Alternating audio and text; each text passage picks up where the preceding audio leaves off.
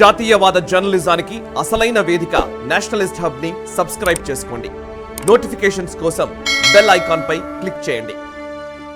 Positive అంశాల్లో కీలకంగా కనబడుతున్నటువంటి ఒక పరిణామం ఏంటంటే, ప్రధాని నరేంద్ర మోదీ ఓవైపు ఎన్నికల హడావిడి ఉన్న టైంలో ఎలక్షన్ నోటిఫికేషన్ వచ్చింది, ఎలక్షన్ షెడ్యూల్ విడుదలైపోయింది, ఆల్మోస్ట్ ఎలక్షన్ కోడ్ నడుస్తున్న టైం మనకు తెలుసు.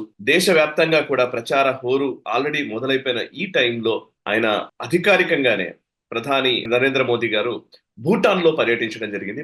భూటాన్ లో వాళ్లకు సంబంధించి, ఆ దేశానికి సంబంధించి అత్యున్నతమైన పౌర పురస్కారము ఫారినర్స్ కి ఫస్ట్ టైం ఇస్తున్నట్టుగా తెలుస్తుంది. అందులో మోదీ గారికి మొట్టమొదట ఒక ఫారినర్ కి అత్యున్నతమైన పురస్కారాన్ని ఇచ్చే ఒక వేడుకలో ఆయన పాల్గొనడము, పౌర పురస్కారాన్ని ప్రకటించడము అవన్నీ తెలుసు.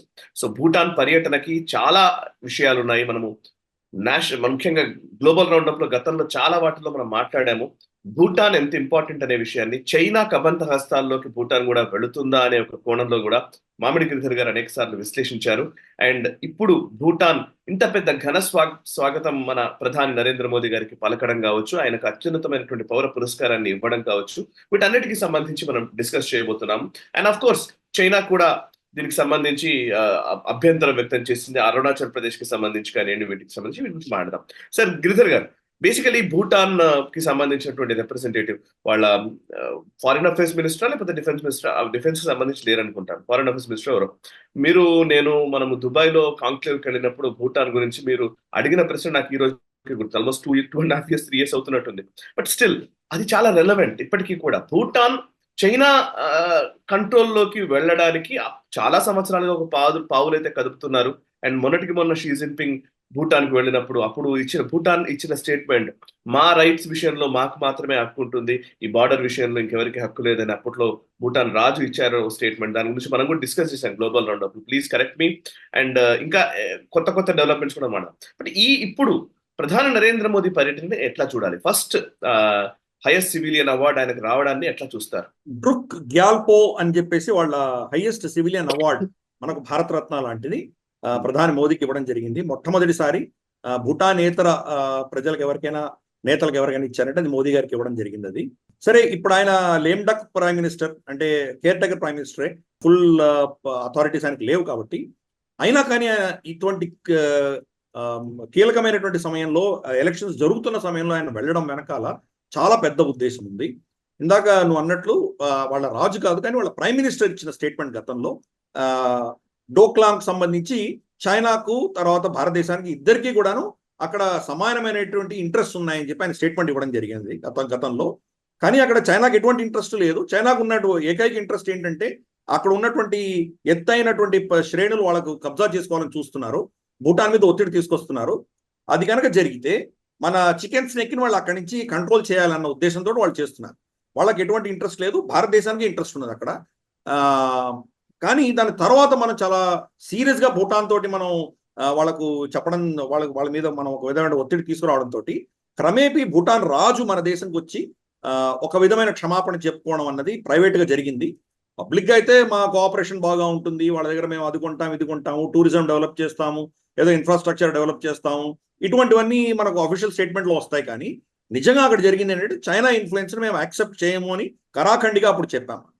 ఇప్పుడు ఫైనల్ గా మోదీ గారు ఇటువంటి ఎలక్షన్స్ జరుగుతున్న సమయంలో ఆయన వెళ్ళడానికి వెనకాల ఉద్దేశం ఏంటంటే చైనాని మనం చాలా సీరియస్ గా కట్టడి చేస్తున్నాం. ఈరోజు గత 1-2 నెలలలో జరిగినటువంటి విషయాలు చూసామంటే చైనా కంగు తినింది. భారతదేశం అంటే వాళ్ళు తట్టుకోలేకుండా ఉన్నారు వాళ్ళు. సో ఫస్ట్ మనం భారతదేశం చేసినవి ఏంటో మనం ఒకసారి గుర్తు తెచ్చుకుందాము. చైనా యొక్క ప్రతిక్రియ దాని గురించి చూద్దాం. మొట్టమొదట మనం ఏం చేశామంటే, మనము వాళ్ళ మాల్డీవ్స్ లో చైనా యొక్క అగ్రిమెంట్ ఎంఓయూ చేసుకున్నారని మనం గ్లోబల్ రౌండప్ లో చర్చించాము వాళ్ళ డిఫెన్స్ మినిస్ట్రీ తోటి. దాన్ని కౌంటర్ చేస్తూ మనము అగాట్టి, తర్వాత కవరాటి, లక్షద్వీప్ ప్రాంతాల్లో మన డిఫెన్స్, మన నేవీ కానీ ఎయిర్ ఫోర్స్ కి సంబంధించినటువంటి ఒక ఎస్టాబ్లిష్మెంట్ మనం కంప్లీట్ గా ఇన్ఫ్రాస్ట్రక్చర్ ని డెవలప్ చేసుకుంటున్నాం. మనం ఏం చేస్తున్నామంటే అగ్ని 5 ఏదైతే మనం MIRV technology, multiple independently deployable reentry vehicle ఏదైతే ఉన్నదో ఆ అస్త్రం అనేది చైనా సెంట్రిక్, అది పాకిస్తాన్ సెంట్రిక్ కాదు. అది అంటే 8,000 కిలోమీటర్లు కొట్టగలిగింది. ఈ రెండవది జరిగింది. మూడవది మోదీ గారు సేలా టనల్ అరుణాచల్ ప్రదేశ్ లో ఓపెన్ చేశారు. ఇవన్నీ కూడా మనం గ్లోబల్ రౌండప్ లో చర్చించుకున్నాం ఇండిపెండెంట్ గా. కానీ ఇవన్నీ ఒక కలిపి మనం చూడవలసిన ఆవశ్యకత ఉన్నది. సేలా టనల్ ఓపెన్ చేయగానే మనం చైనా దాని ప్రతిక్రియ మనం చూసాము. ఇది డిస్ప్యూటెడ్ టెరిటరీస్ లో మా యొక్క జియాంగ్ గాంగ్ అని పిలుస్తారు వాళ్ళు, జియాంగ్ గాంగ్ అని పిలుస్తారు వాళ్ళు అరుణాచల్ ప్రదేశ్ ని, సౌత్ టిబెట్ అంటారు. ఇక్కడ మోదీ గారు వాళ్ళ లీడర్ రావడం అనేది మేము యాక్సెప్ట్ చేయమంటూ వాళ్ళు ప్రగల్భాలు పలికారు. ఇమ్మీడియట్ గా అమెరికా మన సమర్థనతో మనకు సమర్థనగా వస్తూ అరుణాచల్ ప్రదేశ్ భారత భూభాగం అని వాళ్ళు స్పష్టంగా వాళ్ళ పాలసీ ఏంటో వాళ్ళు చెప్పారు అమెరికా. సో అమెరికాని కూడా మీరు మా వ్యక్తిగతమైన మా డిప్లొమాటిక్ ఇష్యూస్ లో మీరు ఇంటర్ఫియర్ అవ్వకండి అని చైనా వాళ్ళ మీద కూడా విరుచుకుపడింది. సో సేలా టనల్ తర్వాత మనకు చూస్తే కనుక ఇక్కడ రెడ్ సీ ఏరియాలో మనకు బబల్ షమ్స్ ఆ ప్రాంతంలో యమన్ దగ్గర భారతదేశం రమారమి 10 నుంచి 12 మన నేవీ షిప్స్ అక్కడ మోహరింపు చేసి ఎన్నో అక్కడి నుంచి వెళ్తున్నటువంటి మర్చెంట్ షిప్స్ అన్ని మనం కాపాడాం. సోమాలి పైరట్స్ నుంచి కాపాడాం. అలాగే చైనా షిప్ను కూడా ఒకటి కాపాడాం. మనం చైనా షిప్ని కాపాడాం, పాకిస్తాన్ షిప్ని కాపాడాం. ఇంత ఎఫర్ట్స్ చేస్తున్నాం. ఇన్ఫాక్ట్ అక్కడ ఉన్నటువంటి ఏవైతే కోalition ఫోర్సెస్ ఉన్నాయో అమెరికాను తర్వాత యూకే వాళ్ళు చేయలేనట్టు పని మనం చేస్తున్నాం. అన్నిటికంటే చాలా చైనాకు ఒక విధమైనటువంటి అవమానం ఇచ్చేటువంటి కార్యక్రమం ఏంటంటే జిబోటీలో వాళ్ళ స్థావరాలు ఉన్నాయి. చైనీస్ బేస్ ఉంది అక్కడ జిబోటీలో. అయినా వాళ్ళు ఏం చేయలేకపోతున్నారు. ఒక నెల క్రితం చైనాను తర్వాత పాకిస్తాన్ ఇద్దరు కలిసి పాకిస్తాన్ కోస్ట్ లో యుద్ధ విన్యాసాలు చేశాయి నేవీలో. ఇవన్నీ ఎందుకు ప్రగల్భాలు చూపించుకోవడానికి. నిజంగా ఎప్పుడైతే అవసరం ఉందో ఈ లేన్స్ అన్ని దాడులు జరుగుతూ వాళ్ళ మీద సొమాలి పైరట్లు కావచ్చు, హౌతీలు కావచ్చు దాడులు చేస్తుంటే దీని నుంచి రక్షించి వాళ్లకు ఊరట కలిగించగలిగినటువంటి శక్తి చైనాకు లేదు అని మనకు స్పష్టంగా అర్థమవుతుంది. సో ఇది ఒక అంశం. ఇప్పుడు భూటాన్ వెళ్ళడం మోదీ గారు. సో ఇవన్నీ మనం కలిపి చూసామంటే కనుక మనం చైనాని ఎట్లా కౌంటర్ చేస్తున్నామో మనం అర్థం చేసుకోవచ్చు. సో దీని ఎఫెక్ట్కి వాళ్ళు తట్టుకోలేకుండా ఉన్నారు. పైపెచ్చు మనం పరోక్షంగా ప్రత్యక్షంగా కనిపించకపోయినా పరోక్షంగా ఇది కూడా మనం గత గ్లోబల్ రౌండప్ లో చర్చించుకున్నాము. నేపాల్లో కూడా ఇప్పుడు వాళ్ళ రాచరికం మళ్ళీ వెనక్కి రావాలి, ఈ రిపబ్లిక్ ని తిరగరాయాలి అంటూ అక్కడ నినాదాలు చేస్తూ ర్యాలీలు మొదలయ్యాయి. అంటే ఎక్కడ చూసినా చైనీస్ ఇన్ఫ్లుయెన్స్ మనం కట్ చేయగలుగుతున్నాం. ఇప్పుడు లేటెస్ట్ గా వాళ్ళ మాల్డీవ్స్ ప్రెసిడెంట్ మోయిజు కూడా భారతదేశం రిలీఫ్ ఇవ్వాలి అని కోరుకుంటున్నాడు. $400 మిలియన్ మనం అప్పిచ్చాము, దాని నుంచి మాకు రిలీఫ్ ఇవ్వండి అని భారతదేశాన్ని కోరుతున్నాడు. ఎక్కడ చూసినా చైనీస్ ఇన్ఫ్లుయెన్స్ మనం కట్ చేస్తున్నాం.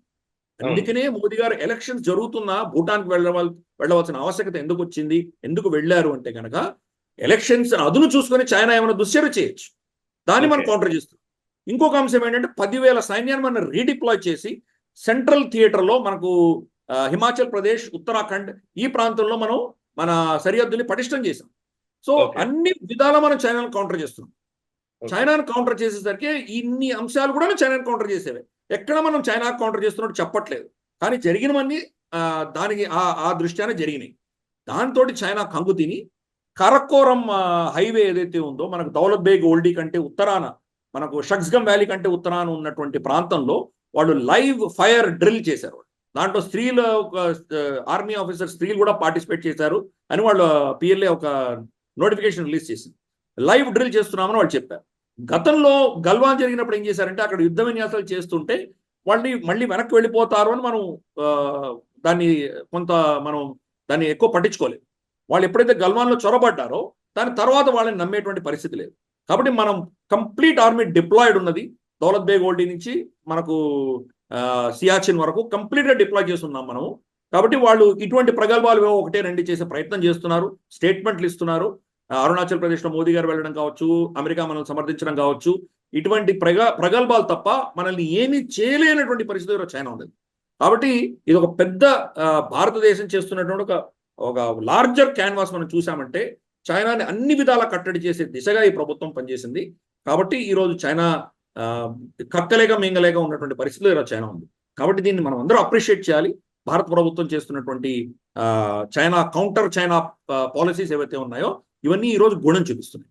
ఈ వీడియో మీకు నచ్చినట్టయితే లైక్ చేయండి, 10 మందికి షేర్ చేయండి. అలాగే కామెంట్ల రూపంలో మీ అభిప్రాయాలను మాతో పంచుకోండి. Nationalist hub group of channels ను సబ్స్క్రైబ్ చేసుకుని తెలుగునాట జాతీయవాద జర్నలిజాన్ని ప్రోత్సహించండి. ఈ వీడియో కింద ఉన్న బెల్ ఐకాన్ పై క్లిక్ చేయడం మర్చిపోవద్దు.